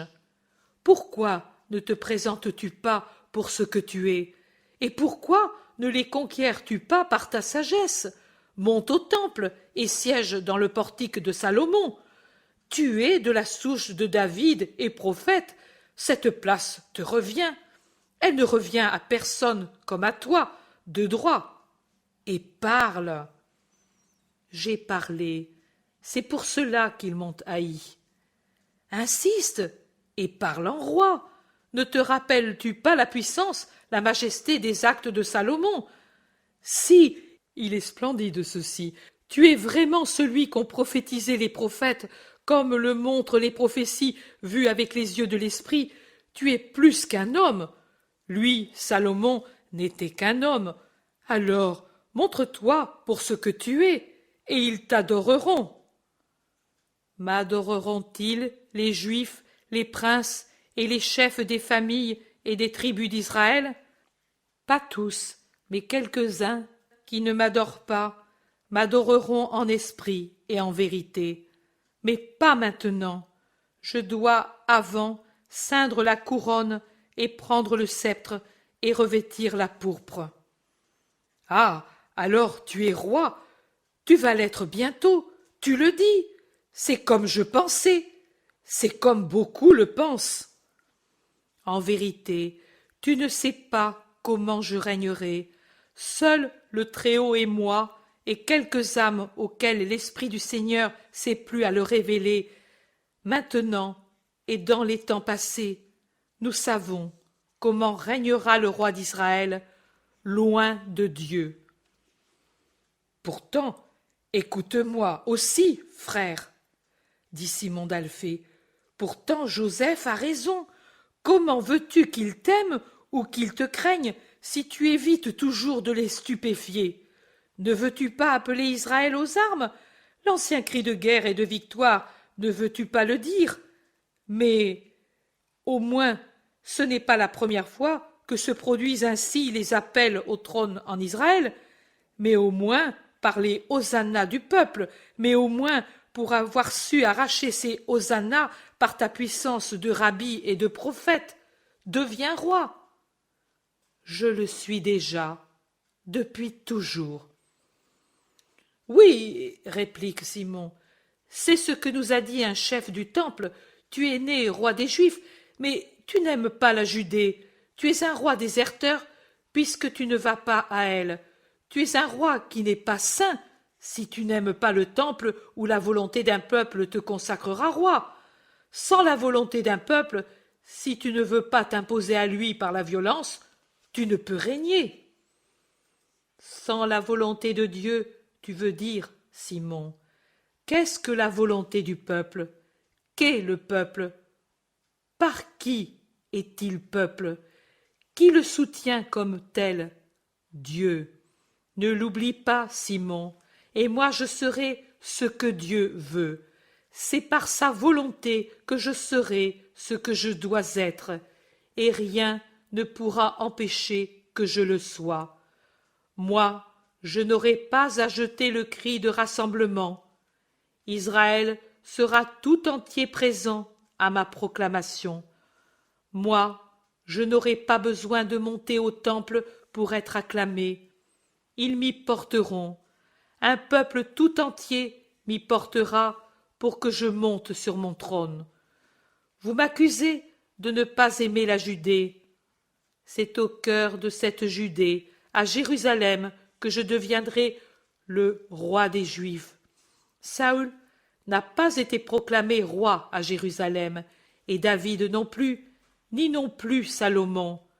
Mais moi, je serai consacré roi à Jérusalem, mais je n'irai pas maintenant publiquement au temple, et je n'y siégerai pas, car ce n'est pas mon heure. Joseph reprend la parole. Tu laisses passer ton heure, c'est moi qui te le dis. Le peuple est là des oppresseurs étrangers et de nos chefs. C'est l'heure, je te le dis. Toute la Palestine, à l'exception de la Judée, et encore pas toute, te suit en qualité de rabbi, et plus encore. Tu es comme un étendard élevé sur une hauteur, et tous te regardent. Tu es comme un aigle, et tous suivent ton vol. Tu es comme un vengeur, et tous attendent que tu décoches la flèche. Va, quitte la Galilée, la Décapole, la Pérée, les autres régions, et va au cœur d'Israël, dans la citadelle, où tout le mal est renfermé, et d'où doit venir tout le bien, et conquiert là. Là aussi tu as des disciples, mais qui sont tièdes, parce qu'ils te connaissent peu, mais peu nombreux, parce que tu n'y séjournes pas, mais incertains, parce que tu n'y as pas fait les œuvres que tu as faites ailleurs. Va-t'en en Judée, pour qu'eux aussi voient qui tu es par tes œuvres. Tu reproches aux Juifs de ne pas t'aimer, mais comment peux-tu prétendre de l'être si tu leur restes caché? Personne qui cherche à être acclamé en public et le désire ne fait ses œuvres en cachette, mais il les fait de façon que le public les voie. Si donc tu peux faire des prodiges sur les cœurs, sur les corps et sur les éléments, va là et fais-toi connaître au monde. Je vous l'ai dit, ce n'est pas mon heure, mon temps n'est pas encore venu. Il vous semble toujours que ce soit le bon moment, mais il n'en est pas ainsi. Je dois prendre le temps qui est le mien, pas avant, pas après. Avant, ce serait inutile. Je me ferais effacer du monde et des cœurs avant d'avoir achevé mon œuvre, et le travail déjà fait ne donnerait pas de fruits, parce qu'il ne serait pas achevé ni aidé par Dieu, qui veut que je l'accomplisse sans négliger une seule parole ou une seule action. Je dois obéir à mon Père, et je ne ferai jamais ce que vous espérez, car cela servirait à nuire au dessein de mon Père. Je vous comprends et vous excuse. Je n'ai pas de rancœur pour vous, je n'éprouve pas de lassitude, d'ennui pour votre cécité. Vous ne savez pas, mais moi je sais. Vous ne savez pas, vous voyez la surface du visage du monde. Moi, je vois la profondeur. Le monde vous montre encore bon visage. Il ne vous hait pas, non qu'il vous aime, mais parce que vous ne méritez pas sa haine. Vous êtes trop peu de choses, mais il me hait, moi, parce que je suis un danger pour le monde, un danger pour la fausseté, pour la cupidité, pour la violence qu'est le monde. Je suis la lumière, et la lumière illumine. Le monde n'aime pas la lumière, car elle manifeste les actions du monde. Le monde ne m'aime pas. Il ne peut pas m'aimer, car il sait que je suis venu pour le vaincre dans le cœur des hommes et dans le roi ténébreux qui le domine et le dévoie. Le monde ne veut pas se convaincre que je suis son médecin et son remède, et, comme un fou, il voudrait m'abattre pour n'être pas guéri. Le monde encore ne veut pas se persuader que je suis le maître parce que ce que je dis est contraire à ce qu'il dit. Et alors il cherche à étouffer la voix qui parle au monde afin de l'instruire à Dieu, de lui montrer la vraie nature de ses actions qui sont mauvaises. Entre le monde et moi, il y a un abîme, et pas par ma faute. Je suis venu pour donner au monde la lumière, le chemin, la vérité, la vie. Mais le monde ne veut pas m'accueillir, et pour lui ma lumière devient ténébreuse parce qu'elle sera la cause de la condamnation de ceux qui n'ont pas voulu de moi. Dans le Christ se trouve toute la lumière pour ceux d'entre les hommes qui veulent l'accueillir. Mais dans le Christ aussi se trouvent toutes les ténèbres pour ceux qui me haïssent et me repoussent. C'est pour cela qu'au commencement de mes jours mortels, j'ai été prophétiquement indiqué comme un signe de contradiction, parce que, selon la manière dont je serai accueilli, ce sera salut ou condamnation, mort ou vie, lumière ou ténèbres. Mais ceux qui m'accueillent, en vérité, je vous dis qu'ils deviendront des fils de la lumière, c'est-à-dire de Dieu, car ils sont nés à Dieu pour avoir accueilli Dieu. Par conséquent, si je suis venu pour faire des hommes des fils de Dieu, comment puis-je faire de moi un roi comme, par amour ou par haine, par simplicité ou par malice, beaucoup en Israël vous voulez faire? Vous ne comprenez pas que je me détruirai moi-même, le vrai moi-même, c'est-à-dire le Messie, non pas le Jésus de Marie et Joseph de Nazareth. Je détruirai le roi des rois, le Rédempteur, celui qui est né d'une vierge, appelé Emmanuel, appelé l'admirable, le conseiller, le fort, le Père du siècle futur, le prince de la paix. Dieu, celui dont l'empire et la paix n'auront pas de limite en s'asseyant sur le trône de David à cause de la descendance humaine, mais ayant le monde pour escabeau de ses pieds, tous ses ennemis et le Père à ses côtés, comme il est dit au livre des psaumes, par droit surhumain d'origine divine? Vous ne comprenez pas que Dieu ne peut être homme autrement que par perfection de bonté pour sauver l'homme, mais ne doit pas s'abaisser lui-même à de pauvres choses humaines? Vous ne comprenez pas que si j'acceptais la couronne, la royauté comme vous la comprenez, j'avouerais que je suis un faux Christ, je mentirais à Dieu, je me renierais moi-même et je renierais le Père, et je serais pire que Lucifer, car je priverais Dieu de la joie de vous avoir. Je serais pire que Caïn pour vous, car je vous condamnerais à être perpétuellement exilés de Dieu dans les limbes, sans espérance de paradis.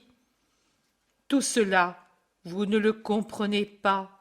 Ne comprenez-vous pas le piège où les hommes veulent me faire tomber? Le piège de Satan pour frapper l'Éternel dans son aimé et dans ses créatures, les hommes. Ne comprenez-vous pas que c'est le signe que je suis plus qu'un homme, que je suis l'homme-dieu? Le fait que je n'aspire qu'à des choses spirituelles pour vous donner le royaume spirituel de Dieu? Vous ne comprenez pas que le signe que je... Simon s'écrie, les paroles de Gamaliel! Que je ne suis pas un roi, mais le roi, c'est cette haine de tout l'enfer et du monde entier envers moi? Je dois enseigner, souffrir, vous sauver. C'est cela que je dois faire, et cela, Satan ne le veut pas, et les Satans ne le veulent pas. L'un de vous a dit les paroles de Gamaliel. Voici, lui n'est pas mon disciple, et il ne le sera jamais tant que je serai de ce monde. Mais c'est injuste. Eh bien, parmi ceux qui me proposent et qui vous proposent le pauvre royaume humain, y a-t-il par hasard Gamaliel? Oh non, dit Simon. Étienne a dit que le rabbi, ayant appris ce qui est arrivé chez Chouza, s'est écrié: mon esprit tressaille en se demandant si lui peut être vraiment ce qu'il dit. Mais toute question serait morte avant de se former dans mon esprit, et pour toujours s'il avait consenti à cette chose. L'enfant que j'ai entendu a dit que l'esclavage, comme la royauté, ne seront pas ce que nous croyons, en comprenant mal les prophètes, c'est-à-dire matériels, mais de l'esprit, grâce au Christ, rédempteur de la faute et fondateur du royaume de Dieu dans les esprits. Je me rappelle ces paroles, et c'est sur elles que je juge le rabbi. Si en le jugeant, je le trouvais au-dessous de cette hauteur, je le repousserai comme un pécheur et un menteur. Et j'ai tremblé de voir se dissoudre dans le néant l'espérance que cet enfant m'a donnée. Joseph dit: Oui, mais en attendant, il ne l'appelle pas le Messie. Il attend un signe, dit-il, répond Simon. Et toi, donne-le lui alors, et qu'il soit puissant. Je lui donnerai ce que je lui ai promis, mais pas maintenant. Vous, allez à cette fête. Moi, je n'y viens pas publiquement, comme rabbi, comme prophète, pour m'imposer, car ce n'est pas encore mon temps. Mais au moins, tu viendras en Judée, tu donneras aux Juifs des preuves qui les convainquent, pour qu'ils ne puissent pas dire « Oui, mais crois-tu qu'elles serviront à me procurer la paix? Frère, plus j'agirai et plus je serai haï. Mais je te contenterai, je leur donnerai les preuves les plus grandes qui puissent exister, et je leur dirai des paroles capables de changer des loups en agneaux, des pierres dures en cire molle. Mais cela ne servira à rien. » Jésus est triste. « Je t'ai fait souffrir, je le disais pour ton bien. » « Non, tu ne me donnes pas du chagrin.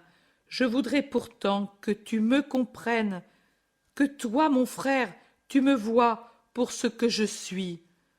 Je voudrais m'en aller avec la joie de te savoir mon ami. L'ami comprend et il veille sur les intérêts de l'ami. Joseph promet. Et moi, je te dis que je le ferai. Je sais qu'ils te haïssent. Désormais, je le sais. C'est pour cela que je suis venu. Mais tu le sais, je veillerai sur toi. Je suis l'aîné. Je réfuterai les calomnies et je penserai à ta mère. Merci, Joseph. Il est grand, mon fardeau, et tu l'allèges. La douleur, une mer, s'avance avec ses flots pour me submerger, et avec elle, la haine. Mais si j'ai votre amour, ce n'est rien. C'est que le Fils de l'homme a un cœur, et ce cœur a besoin d'amour.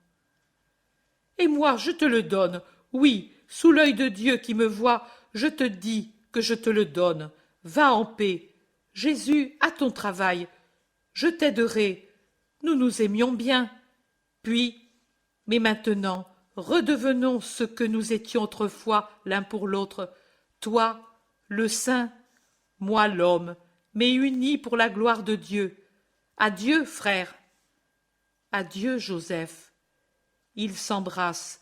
C'est le tour de Simon qui demande « Bénis-nous pour que nos cœurs s'ouvrent à toute la lumière. » Jésus les bénit, et avant de les quitter, il leur dit encore « Je vous confie ma mère.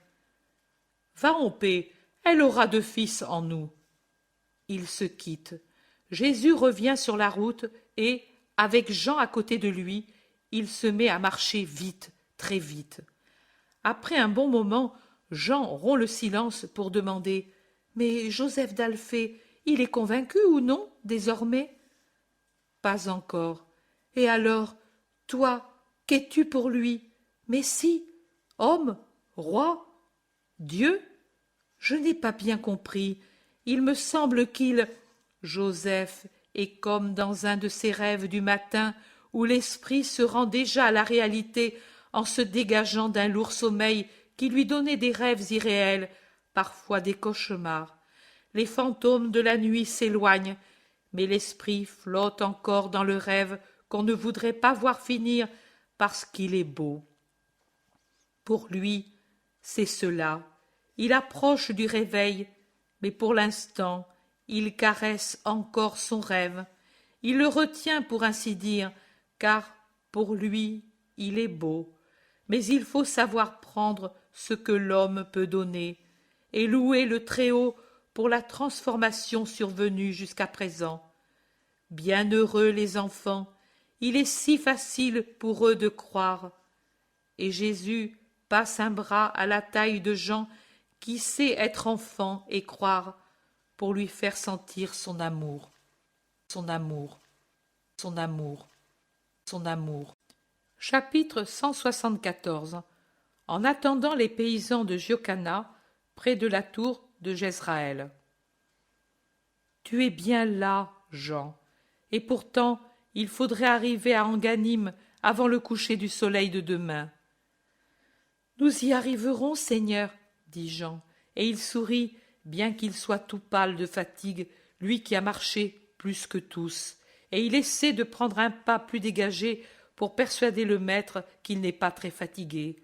Mais il reprend bien vite la démarche de quelqu'un qui n'en peut plus, le dos courbé, la tête penchée en avant, comme si un joug l'accablait, les pieds qui traînent et butent à chaque instant. « Donne-moi au moins les sacs, le mien est lourd. »« Non, maître, tu n'es pas moins las que moi. »« Tu l'es davantage, car tu es venu de Nazareth dans le bois de Mattathias, et puis tu es retourné à Nazareth. »« Et j'ai dormi dans un lit. Toi, non, tu as veillé dans le bois, et tu es parti de bonne heure. »« Toi aussi, Joseph l'a dit, vous êtes parti avec les étoiles. »« Oh, mais les étoiles durent jusqu'à l'aube, dit Jean en souriant. Puis il ajoute en devenant sérieux, et ce n'est pas le manque de sommeil qui fait souffrir. Quoi d'autre, Jean? Qu'est-ce qui t'a causé de la douleur? Peut-être que mes frères... Oh non, Seigneur, même eux, mais ce qui m'alourdit... Non, ce qui me vieillit, c'est d'avoir vu pleurer ta mère. Elle ne m'a pas dit pourquoi elle pleurait, et je ne le lui ai pas demandé, malgré le désir que j'en avais.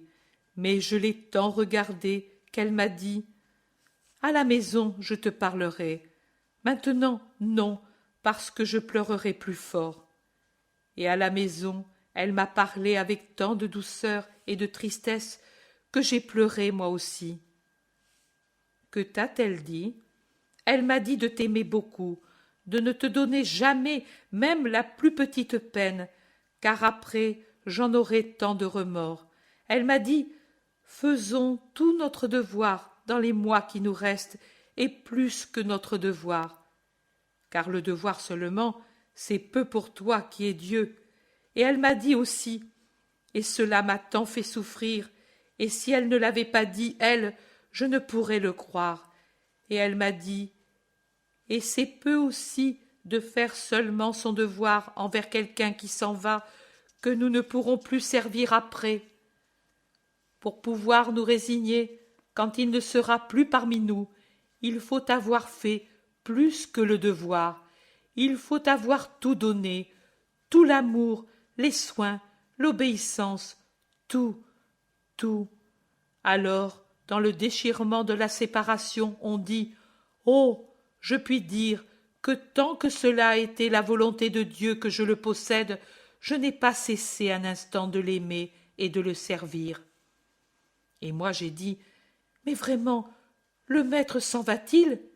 Il a encore tant à faire, il y aura du temps. » Et elle a secoué la tête en disant, et deux grosses larmes coulaient de ses yeux, « La vraie manne, le pain vivant, retournera au Père quand l'homme se félicitera de goûter de nouveau la saveur du grain nouveau.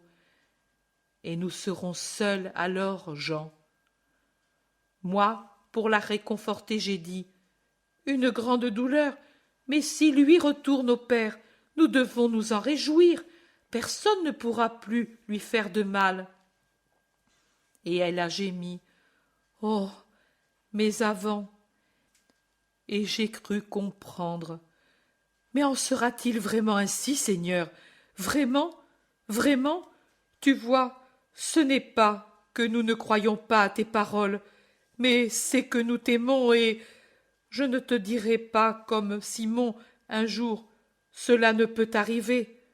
Je crois, nous croyons tous, mais nous t'aimons et...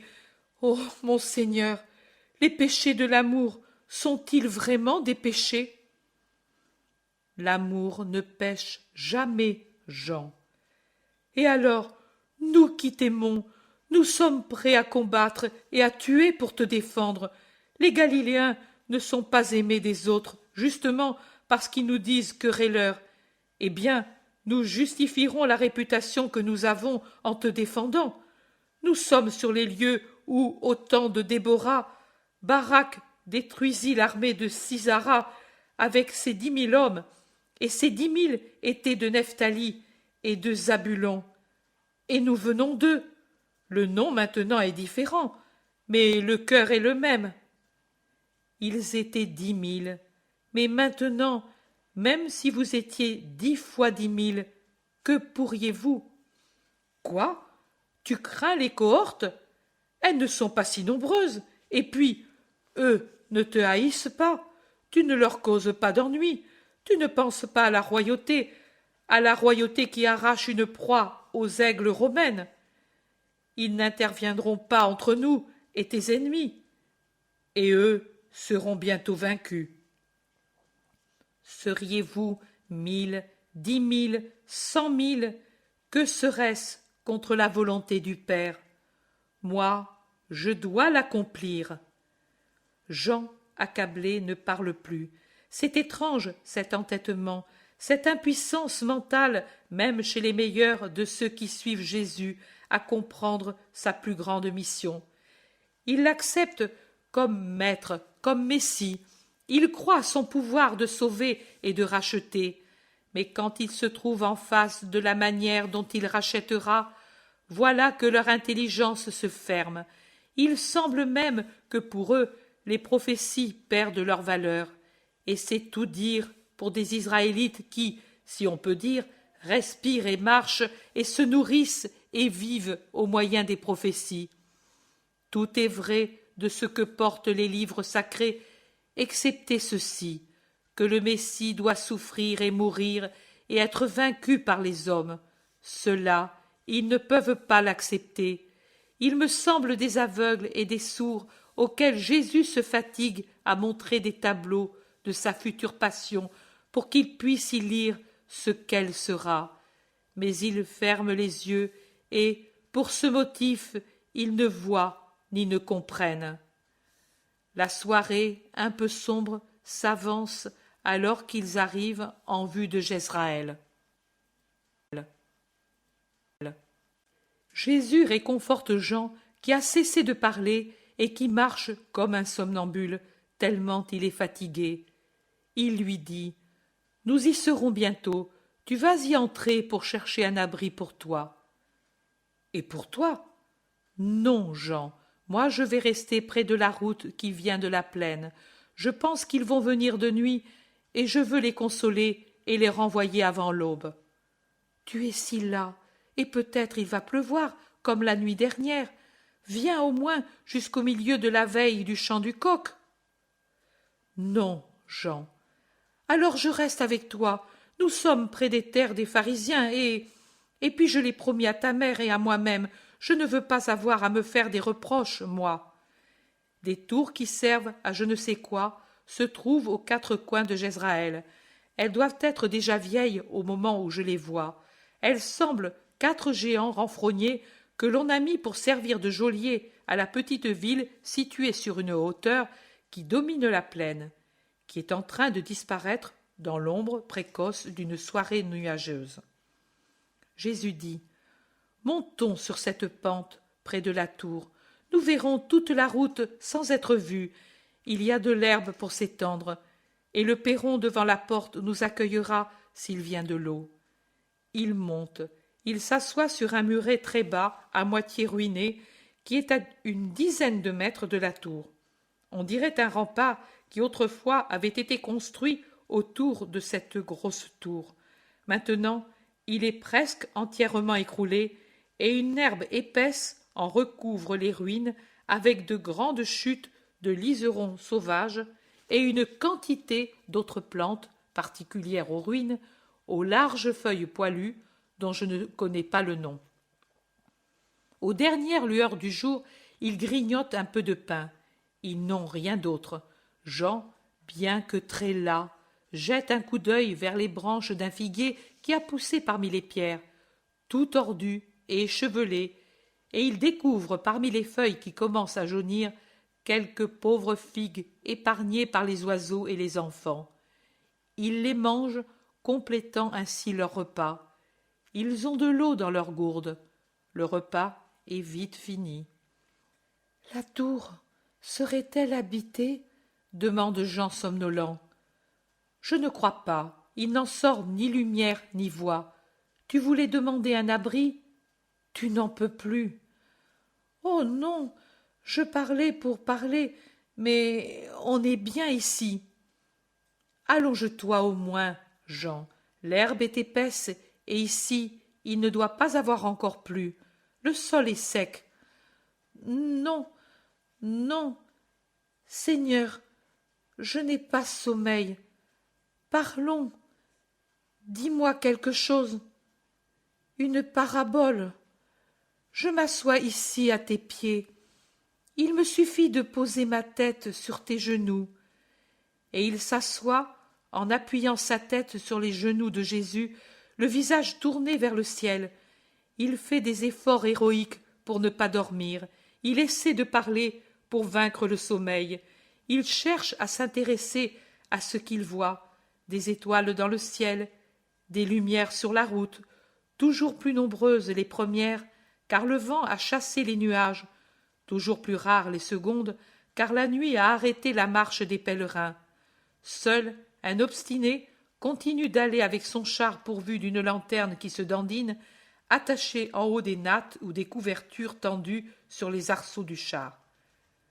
Mais le silence, de plus en plus profond, favorise le sommeil. Jean dit d'une voix de plus en plus lointaine: « Que de lumière dans le ciel!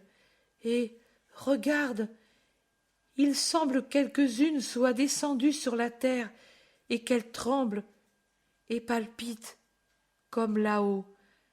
Mais elles sont plus petites et plus effacées. Nous ne pouvons pas faire des étoiles. Dans les nôtres, il y a la fumée et l'odeur de lumignon, et tout peut les éteindre. Toi, tu l'as dit une fois, que pour éteindre la lumière en nous, il suffit d'un papillon, et tu comparais au papillon les séductions du monde, et puis tu disais que, alors que les papillons peuvent éteindre une lumière, l'aile des anges, et tu appelais anges les choses spirituelles, rendent plus vive la lumière qui est en nous. Moi, l'ange, la lumière. Jean glisse tout doucement dans le sommeil, et il s'allonge sans le vouloir, terrassé par la fatigue.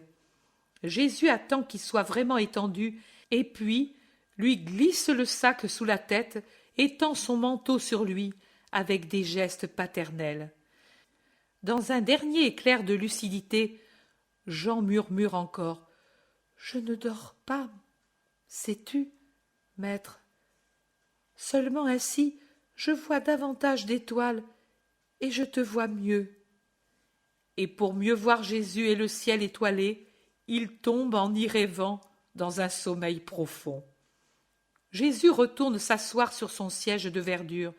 Il appuie son coude droit sur son genou, appuie sa joue sur la paume de sa main, et il réfléchit. Il prie, en regardant la route désormais déserte, alors qu'à ses pieds, le préféré, un bras replié sous la tête, dort tranquille comme un enfant. Chapitre 175. En allant vers Enganime. Jean, c'est l'aurore. Lève-toi et partons, dit Jésus en secouant l'apôtre pour qu'il se réveille. Maître, le soleil est déjà levé. Comme j'ai dormi. Et toi? Moi aussi, à côté de toi, sous nos manteaux. Ah, tu t'es persuadé que les paysans n'allaient pas venir et tu t'es couché. Je l'avais prévu. Jésus sourit et répond: Ils sont venus quand la position des étoiles de l'ours indiquait que commençait le chant du coq. Oh, je n'ai rien entendu. Jean est mortifié. Pourquoi ne m'as-tu pas tenu éveillé? Tu étais si fatigué, tu semblais un enfant endormi dans son berceau. Pourquoi t'éveiller? Pour te tenir compagnie. Mais tu le faisais dans ton sommeil tranquille. Tu t'es endormi en parlant des anges, des étoiles, des âmes, de la lumière, et sûrement tu as continué dans ton sommeil à voir des anges, des étoiles, et ton Jésus. Pourquoi te ramener aux méchancetés du monde quand tu en étais si loin? Et si au lieu des paysans, il était monté ici des malfaiteurs? Je t'aurais appelé, alors. Mais qui pouvait bien venir? Mais je ne sais pas. Giocana, par exemple, il te hait. Je le sais, mais ne sont venus que ses serviteurs. Personne n'a trahi, car tu as pensé aussi cela, que quelqu'un aurait parlé pour me nuire et leur nuire. Mais personne n'a trahi, et j'ai bien fait de les attendre ici.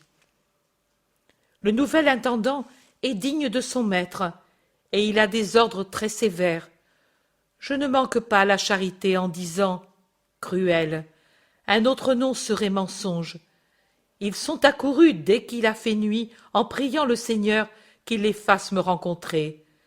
Dieu récompense toujours la foi et réconforte ses enfants malheureux. S'ils ne m'avaient pas trouvé, ils seraient restés ici jusqu'au matin, et puis ils seraient revenus pour qu'on les trouve à l'aurore dans les champs. Et ainsi, je les ai vus et bénis. Et tu es triste de les avoir vus si accablés. C'est vrai, tant de tristesse, pour ce que tu dis, pour n'avoir rien à donner à leur corps épuisé, à la pensée que je ne les verrai plus. Tu leur en as parlé? Non. Pourquoi ajouter une douleur là où déjà tout est douleur? Je les aurais salués volontiers, moi aussi, pour la dernière fois. Pour toi, ce n'est pas la dernière fois.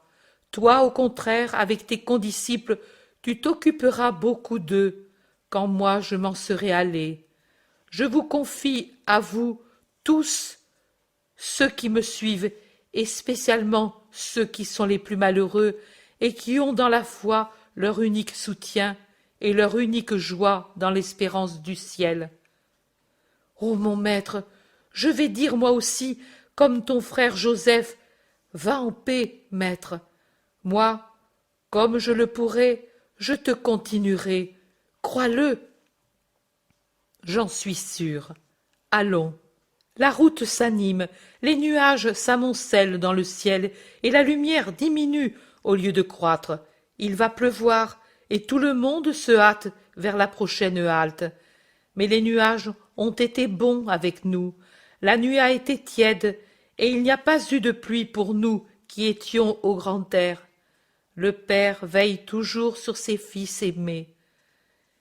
Aimé, toi, maître, moi, tu es aimé parce que tu m'aimes. Oh, cela oui, jusqu'à la mort. Et mêlés à la foule, ils s'éloignent vers le sud.